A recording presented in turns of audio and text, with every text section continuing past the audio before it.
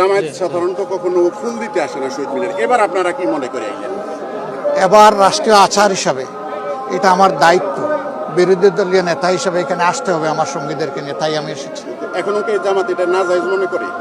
আপনি এই প্রশ্ন কেন আজকে করছেন? এই ধরনের একটা পবিত্র মুহূর্তে এই ধরনের প্রশ্ন না করাই ভালো। বাঙালিরা বহু রক্ত দিয়েছে।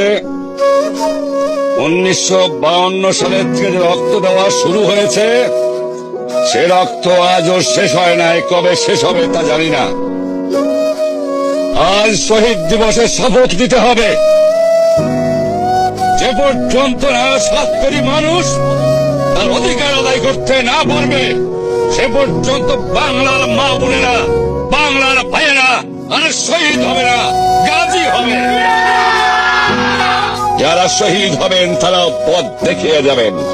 ভবিষ্যৎ বংশধর তারা বুক উঁচু করে দাঁড়িয়ে দুনিয়ার সঙ্গে বলতে পারবে, আমি বাঙালি, আমি মানুষ, আমার স্বাধিকার আছে, আমার অধিকার আছে।